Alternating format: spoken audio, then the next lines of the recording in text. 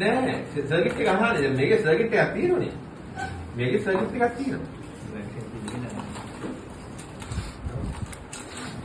එතන මේ වගේ ෆෝන් එකේ දන්නේ තියෙන දෙපැත්ත දෙකේනේ. එහෙනම් ඇල්බෙන් දෙකක් හරි මෙහෙම මේ ටෙස්ට්බොක් දෙක හරි අරගෙන මෙහෙම දෙපැත්තම තියෙනවා.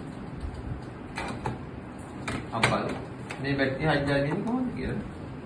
ඒකෙත් අර ලයිට් එක ඩිම් වෙන පැත්තට තියලා අරන් ඉන්නේ. ඔව් මල්ටිමීටර් ප්‍රොබ් එකක් ගත්තා නම් හරි. ඩිම් වුණාද නෑ? එක පැත්තට හරි ඩිම් වෙන්නේ නැත්නම් කියලා කියන්නේ අඩි 4කට වලක් වල බැටරි වල්ලාන්නේ. නෑ. නෑ. නෑ මම ඒක ෂෝට් කරලා බැලුවා. ඒ කියන්නේ බැටරිය charge එක අල්ලන්නේ නැහැ. නෑනේ ඩිම් මොනේම නැහැ. මොකද මේකට අහුවෙන්නේ ඩිම් වෙන්නේ නැහැ කියන්නේ වෙන මොහොරක් charge වෙන්නේ නැහැ කියන්නේ.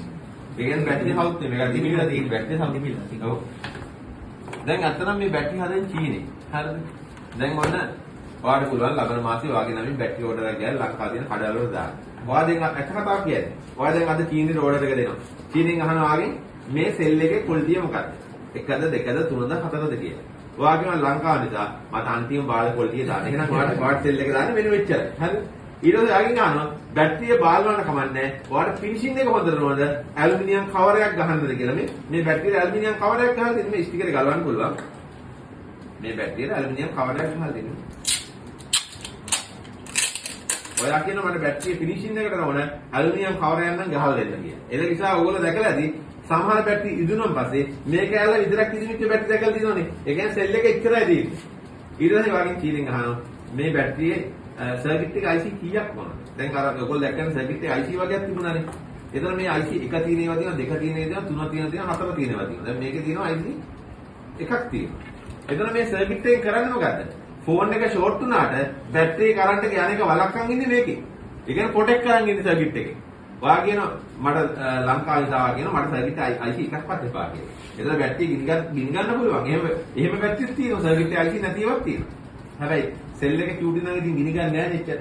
එනවා ඔයා කියනවා මට සර්කිට් එකේ ෆෝන් එකේ බාල සෙල් එකක් දාන්න ඇලුමිනියම් කවර් එකක් ගහන්න සර්කිට් IC නැතුව හදන්න කියලා. ඊට පස්සේ ආගෙන අහනවා මේ බැටරියේ නම මොකක්ද කියලා. ඔයා කියනවා මම මේක පියදාස කියලා ගහන්න කියලා. මම මේ ඇත්ත කතන්දරයක් කියන්නේ. ඒ නිසා තමයි මේ LiION ලිතියම් අයන් කියලාම ගහලා මේ නෑ සෙලියෝ කියලා ගහලා දෙනවා. එතකොට මොකද්ද ගහලා දෙන්නේ මේ MI කියලා ගහලා දෙනවා. එතන මේ ගහලා දෙනවා ස්ටාර් කියලා ගහලා දෙනවා. එතන මේ තියන්නේ Nokia කියලාම ගහලා දෙනවා. මේ excellent කියලා ගහලා දෙනවා. හරි. ඊට පස්සේ ආගෙන් අහනවා මේක රට මොකද්ද කියලා. ඔයා කියනවා මට මේකේ made in Japan කියලා ගහන්න කියලා. එහෙනම් made in Japan කියලා ගහලා දෙනවා. එතකොට ඔයගොල්ලෝ දැක්කද මේ excellent බැටරිය කොහෙද හදන්නේ? මෙන්න ගහලා දෙනවා made in Sri Lanka. දැක්කනේ ලංකාවේ බැටරි හදන්නේ නැහැ. මේ පිටකොටේ තියෙන Salam Telecom කියලා shop එකක්. ඒගොල්ලෝ කියනවා ඩුබයි වලට මගේ බැටරිය නම excellent කියලා ගහන්න. made in Sri Lanka කියලා ගහන්න. එතන අපි කියන ලේබල් එක තමයි බැටරිය ගහලා දෙන්නේ. එතන බැටරිය ලේබල් එකේ කියන කුලන්න හොඳයිද කියලා කවදාවත් කියන්න බෑ. එතන බැටරිය ගාන වැඩි නම් හොඳයිද? ඒක කියන්න බෑ. කඩේ මුදලාරි කියන හොඳ බැටරියක් කියලා. ඒකත් විශ්වාස ගන්න පුළුවන්ද? එහෙනම් කොහොමද බැටරියක් හොඳද කියලා කියන්නේ? කොහොමද කියන්නේ? අන්තිම ගානක් අපි කියන ගාන එක හරියද? කොහොමද කියන්නේ? එකම ක්‍රමයක් තියෙනවා.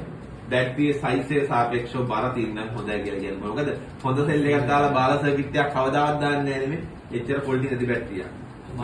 මේ සුපිරි බැටරිය. අරන් මෙලොවරක් නැති බැටරියක් වුණා. නෑ ඇලුමිනියම්ගෙන් බරකින් නෑ. සාමාන්‍ය හොඳ බැටරියක්. 12 වෝල්ට් බැටරියට වීදුරුවක් දාලා තියෙනවා.